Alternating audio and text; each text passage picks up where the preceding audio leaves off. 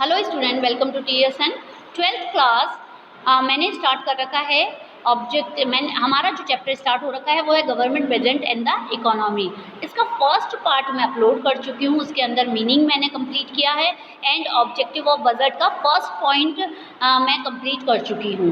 Second point हमारा आता है relocation of resources. Relocation of resources क्या होता है? What is the meaning of resources of relocation of resources? Firstly, relocation of resources in the manner such as that there is a balance between the goal of profit maximize।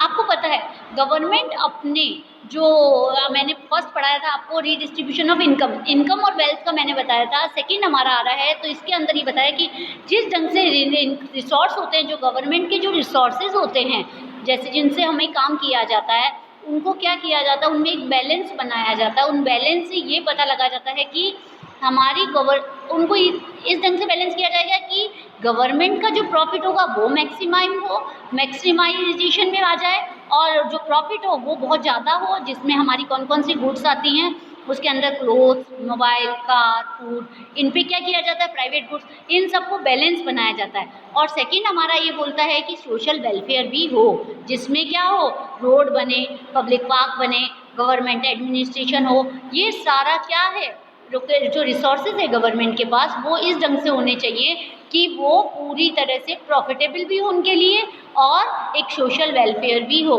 किसी 2-4 लोगों के पास जमा ना हो। Government use budgetary policies. Government क्या करता है, policies ऐसी बनाता है जिसके द्वारा क्या किया जाता है, डायरेक्ट पार्टिसिपेशन इन प्रोडक्शन के अंदर पार्टिसिपेशन किया जाता है लोगों का। और क्या किया जाता है, मार्केट मैक्सिमाइज किया जाता है कि मार्केट में भी बहुत अच्छा काम हो, है ना। मैकेनिज्म लगाया जाता है, टैक्सेस लगाए जाते हैं, सब्सिडी दी जाती है। तो एलोकेशन में क्या होता है, इसमें जो रिसोर्सेज है गवर्नमेंट के उनमें बैलेंस बनाया जाता है। अब आता है heavy taxes can be impose on the production unit engage in the producing harmful product like liquor, cigarettes. अब देखो क्या होता है, अब रिसोर्सेज जैसे कि एक एग्जांपल लेते हैं टबैको का। टबैको क्या है, हमारे लिए हार्मफुल है, लोग खाते हैं तो उस पर क्या करेगी गवर्नमेंट, हाई टैक्सेस लगा देगी। अब हाई टैक्सेस लगाएगी तो क्या होगा, लोग बाग कम खरीदना शुरू कर देंगे, बट कुछ लोग कम खरीदेंगे। बट क्या होता है, ऐसे पे हैवी टैक्सेस इसलिए लगाया जाता है ताकि सोशल वेलफेयर हो। अब जिनको खाना है टबैको, वो तो अपनी चाहे हैवी टैक्सेस देके भी खाएगा, तो उससे क्या होगा, गवर्नमेंट को इनकम होगी। सो यहाँ पर हम कह सकते हैं heavy taxes can be imposed on the production unit engaged in the production harmful product like liquor and cigarette and tobacco also. Tax concession and subsidies can be given to encourage production of product useful for the masses। आपको पता है जब उन लोगों को उन चीज़ों को सब्सिडी दी जाती है या उनका प्रोडक्शन ज़्यादा किया जाता है जो कि हमारे लिए यूज़फुल हो। There are certain goods and services in which the private sector shows little interest due to huge investment requirement and lower profit। आपको पता है प्राइवेट में क्या होता है, प्राइवेट सेक्टर के अंदर क्या होता है, little interest due to huge investment, बहुत सारा इन्वेस्टमेंट रिक्वायरमेंट मांगता है एंड लोअर प्रॉफिट होता है वहाँ पे, like sanitisation, road, park. Government क्या करती है, अपने रिसोर्सेज को कुछ चीज़ों के लिए, सोशल वेलफेयर के लिए ऐसे लगाती है कि उससे अगर कोई इनकम भी नहीं होती है तो भी एक सेटिस्फेक्शन मिलता है।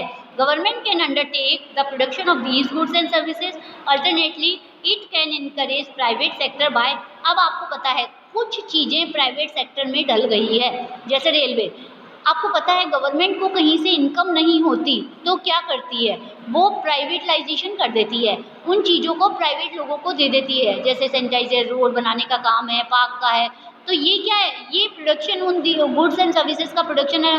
प्राइवेटलाइजेशन क्या करता है, उनमें इन्वेस्टमेंट करेगा, इन्वेस्टमेंट करते हैं वो लोग, और इन्वेस्टमेंट करके क्या करते हैं, उन चीज़ों को बढ़ावा देते हैं जिससे गवर्नमेंट को इनकम होती है।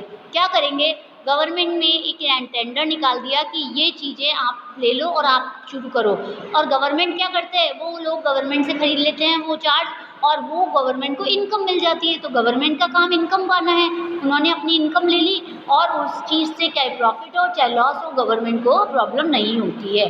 सो यहाँ पर क्या होता है, दो ऑब्जेक्टिव आई थिंक आपको समझ आए हैं ऑब्जेक्टिव ऑफ बजट्स में, redistribution of income and wealth, second है रीलोकेशन ऑफ रिसोर्सेज।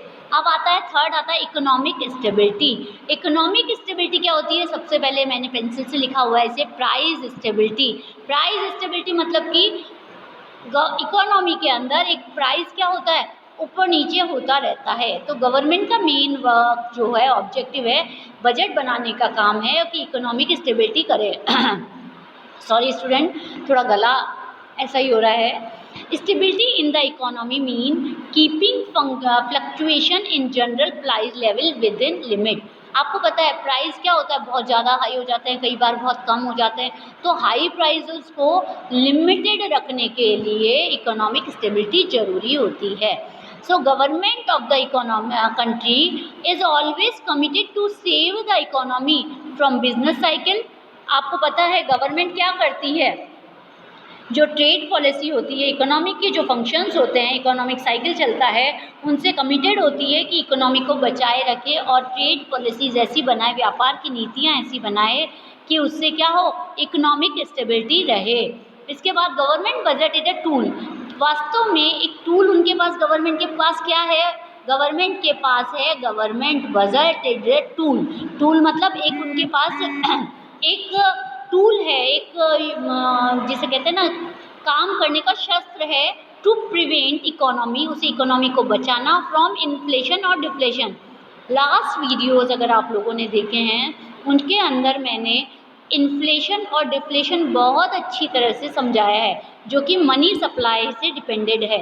आपको पता है इन्फ्लेशन में क्या होता है, इन्फ्लेशन में डिमांड ज़्यादा हो जाती है, सप्लाई कम हो जाती है, जबकि डिफ्लेशन में क्या होता है, सप्लाई ज़्यादा हो जाती है और डिमांड कम हो जाती है।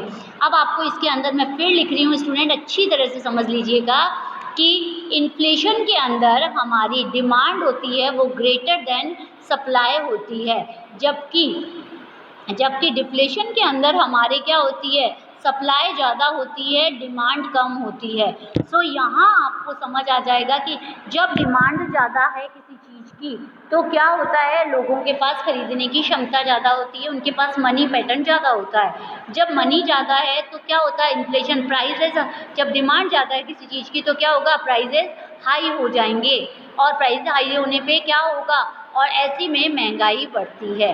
सो स्टूडेंट आई थिंक आपको इन्फ्लेशन और डिफ्लेशन समझ आ रहा है, समझ आ चुका है पहले भी। अब इसमें आता है government budget is a tool. ये एक शस्त्र है गवर्नमेंट के इकोनॉमी के लिए, जो इन्फ्लेशन और डिफ्लेशन को मेंटेन करती है इकोनॉमिक स्टेबिलिटी के लिए। Government can bring stability in the economy avoiding fluctuation in prices through taxes. अब आपको पता है जब इन्फ्लेशन ज़्यादा हो जाएगा तो क्या होता है, गवर्नमेंट टैक्सेस लगा के उन चीज़ों को महंगा कर देगी, जिससे क्या हो जाएगा, डिमांड कम हो जाएगी किसी भी चीज़ की। और government can also use taxes and subsidy to influence personal disposable income and bring down stability in the economy. ये आपको मैंने बहुत अच्छी तरह से लास्ट वीडियो में समझा चुकी हूँ पहले प्रीवियस लेसन में, कि हमने इन्फ्लेशन और डिफ्लेशन के अंदर क्या क्या किया था। सो आई थिंक आपको यहाँ समझ आया है। नेक्स्ट आता है इन केस ऑफ इन्फ्लेशन। अब आप यहाँ ध्यान से देखिए, मैं आई थिंक वापस समझा रही हूँ। इन्फ्लेशन की स्थिति के अंदर हमारे पास क्या होता है, when the case of inflation, inflation में क्या होता है, government reduce it's on expenditure. Government क्या करेगी, अपने एक्सपेंडिचर, जो अपने खर्चे हैं उन्हें कम कर देगी, है ना, और इंक्रीज टैक्सेस, टैक्सेस को बढ़ा देगी। एक्सपेंडिचर को क्या करेगी, कम कर देगी, और टैक्सेशन को क्या करेगी, बढ़ा देगी। तो क्या होगा, और डिफ्लेशन में क्या होगा, एक्सपेंडिचर ज़्यादा करेगी और टैक्सेशन कम कर देगी। ये हो जाता है हमारा किसका, ये डिफ्लेशन का है और ये इन्फ्लेशन का है। सो आई थिंक आपको कंडीशंस पता होनी चाहिए। Government can give tax concession to increase expenditure, और डिफ्लेशन के वक्त क्या करेगी, वो अपने इनका एक्सपेंडिचर, खर्चों को बढ़ाएगी, और क्या करेगी, to leave more disposable income in the hand of people. वो अपने एक्सपेंडिचर बढ़ाएगी जिससे लोगों को काम मिलेगा और लोगों के पास पैसा जाएगा, तो वो अपनी इनकम को उस समय क्या करेगी, इनकम को अपने लोगों के पास पैसा पहुंचाएगी डिफ्लेशन के वक्त। The overall level of employment and prices. अब यहाँ पे देखिए आप, मैंने पेंसिल से भी लिखा हुआ है कि हमारी डिमांड है वो सप्लाई से क्या होता है इन्फ्लेशन में, एग्रीगेट डिमांड। अब ये हम बेटा मैक्रो पढ़ रहे हैं, सो आई थिंक मैं भी थोड़ा सा नीचे आ गई। एग्रीगेट डिमांड क्या होती है हमारी? एग्रीगेट डिमांड एग्रीगेट सप्लाई से कम हो, ज़्यादा होती है कब? इन्फ्लेशन के वक्त। इन्फ्लेशन के वक्त हमारी जो डिमांड है वो ग्रेटर देन एग्रीगेट डिमांड। हमारी एग्रीगेट इन्फ्लेशन के वक्त एग्रीगेट जो डिमांड है हमारी वो एग्रीगेट सप्लाई से ज़्यादा होती है, और इसमें क्या होता है, महंगाई बढ़ जाती है। This is called inflation. अब डिफ्लेशन के वक्त क्या होता है, हमारी जो एग्रीगेट डिमांड है वो क्या होती है, कम होती है एग्रीगेट सप्लाई से। ये हम मैक्रो पढ़ रहे हैं तो इसके अंदर मैक्रो लेवल ही पढ़ना पड़ेगा। The overall level of employment and price in the economy depend upon the level of aggregate demand during the time of inflation, surplus budgetary policy। अच्छा, अब इन्फ्लेशन के वक्त क्या होता है, गवर्नमेंट अपनी सरप्लस जो बजट पॉलिसी है वो बनाती है। सरप्लस बजट पॉलिसी के अंदर क्या होता है, गवर्नमेंट के पास पैसा कम होता है और during the time of inflation और डिफ्लेक्ट बजटरी पॉलिसी बनाई जाती है। सो ये हमारी स्टेबिलिटी को कवर करता है। गवर्नमेंट यहाँ पर क्या करती है, स्टेबिलिटी करती है और वो बजट बनाती है, वो इस टाइप का बनाती है। सो नेक्स्ट वीडियो में हम इकोनॉमिक ग्रोथ के बारे में पढ़ेंगे। So keep watching, thank you.